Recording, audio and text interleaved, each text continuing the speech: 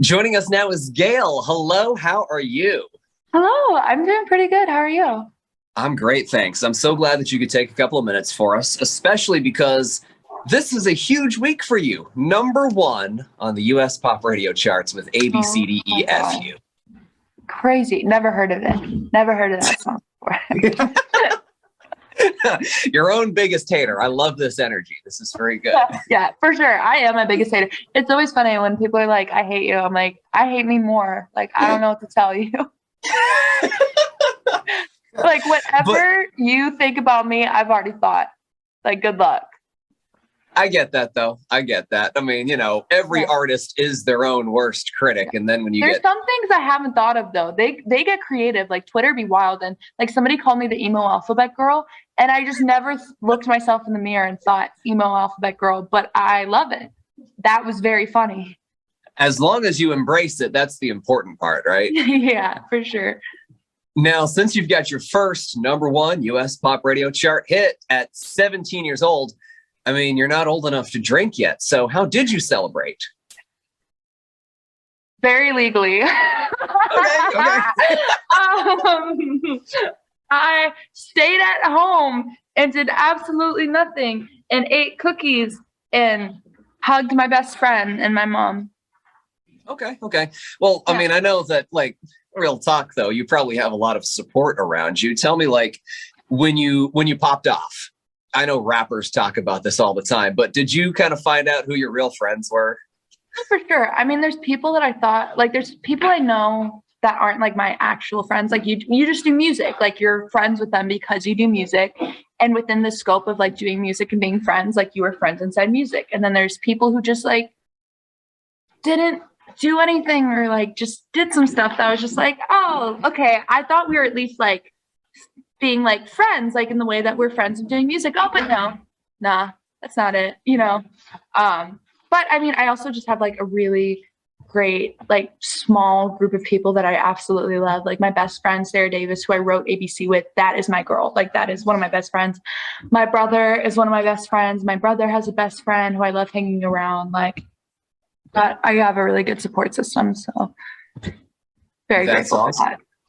You've said before in other interviews that you feel like it's a good thing when people underestimate you. You like it when people underestimate you, so you can go prove them wrong.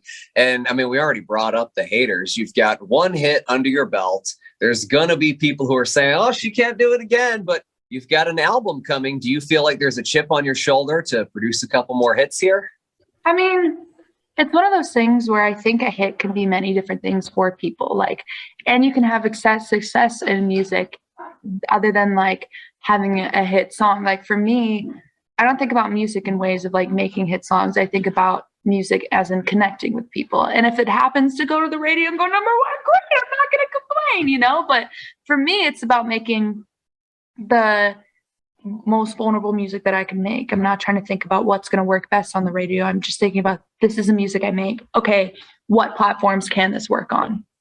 Definitely. It just occurred to me. I'm just making sure that our setting is set up correctly here. That is spelled forwards for you, Yes, right? that Okay. is absolutely correct. I was going to say, we're having such a great conversation, and I'd hate to do it over again. So you're doing, I always say some people aren't special enough to have gay in their name, and I am the chosen one, and I'm good with it. Fair enough. I mean, that is true. Hey, speaking of your name, I try to ask this lately to artists who have 5-letter names. Mhm. Have you been playing Wordle lately? Have you been? No, I actually just found out what Wordle is. Like when I did a writing trip in LA and I was in the room with two writers and then they're just like, what's your Wordle? We have to do Wordle. And I was like, what's Wordle? Wordle? What? And then also like I have dyslexia, so like spelling games ain't my cup of tea. No shot in trying. I just get frustrated so fast. So you haven't even like tried it at all. We don't even try. I love that for other people and I'll be the support that they need when they fail or succeed, but that's not for me. Okay. Now I got to do my job here as a media guy. This is Yeah. what media guys have to ask you, and I do apologize in advance. Song has been out for, months now, whatever. It's taken over the world. Have you heard from the person it's about? I have not actually.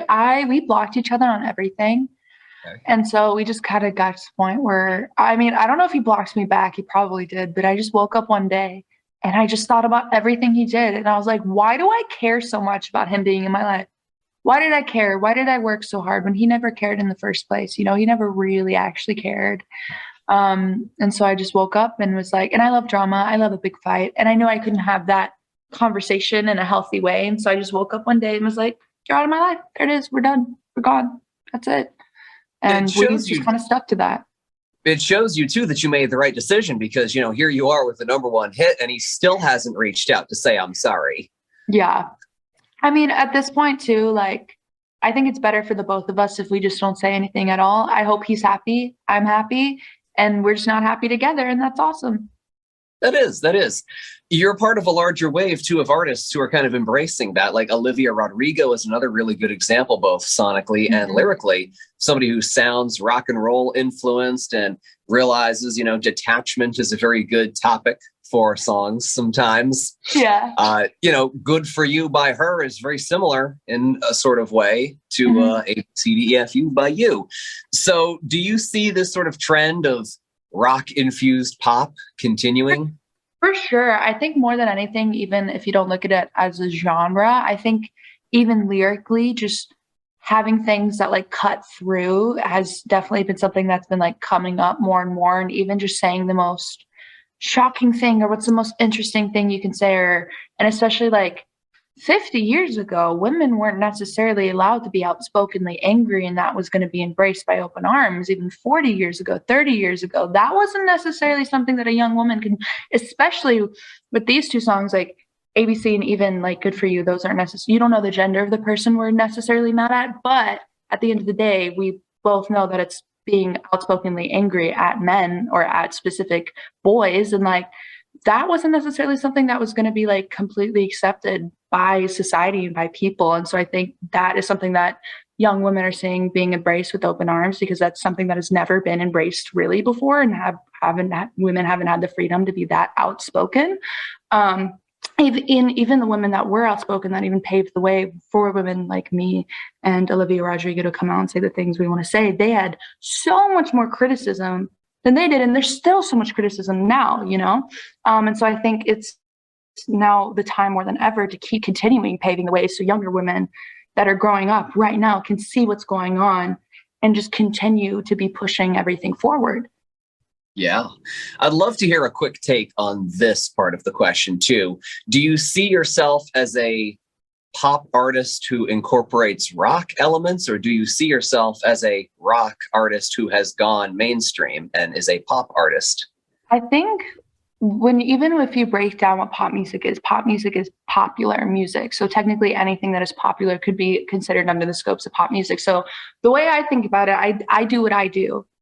And then if it becomes popular, it's pop music. And I really love like the hookiness of pop music. And that's something that like inspires me. And so for me, I don't necessarily think of it as like this genre into this. It's like, I do what I do. I've been inspired by many genres just from growing up and listening to more and more music.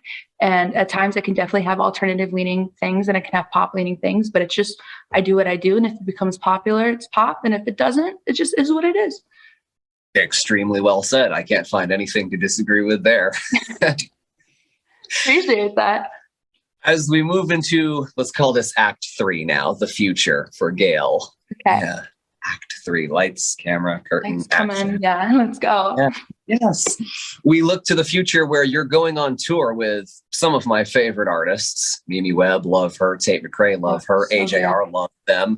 And you fit right in with that crowd because you're all part of this sort of this spirit of independent-ish music making. I mean, you're all signed to major labels and you're all having great success, but I believe I'm allowed to do this. There's a big sense of this in everybody's music.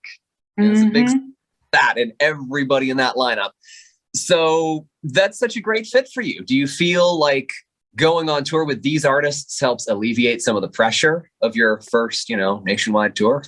Yeah, I mean, it's one of those things where I don't even see it as pressure. Obviously, there's pressure. And I always also, from a young age, have put pressure onto myself. So I feel like very comfortable in pressure because it's just always been there for me, But I think if anything, like it's exciting that I have the ability to like connect with an audience, you know? And like I understand the fact that people aren't going to be there always to see me. Like I know my place as an opener, and I'm just excited to like have the possibility of just like talking to people and opening up to them and have the possibility of them connecting with me. And that's just very exciting. And I love the music, and I'm so excited to get to hear their shows every night because it's always awesome and it never really gets old. Yeah. And you've got an album of your own coming out on March 18th. What can fans of yours and future fans of yours who haven't quite checked out your stuff beyond ABC yet, what can they expect? I definitely have a song that I reproduced that's already out. I'm not gonna say which one though, but that's cool. And I also have a possibility of some features on that project that I'm really stoked about. Really stoked about.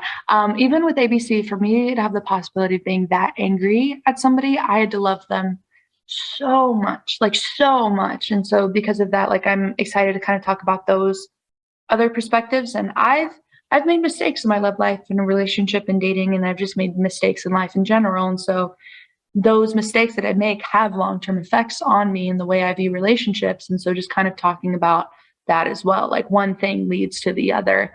And I'm excited about that. And also just having the possibility of maybe having a volume 2.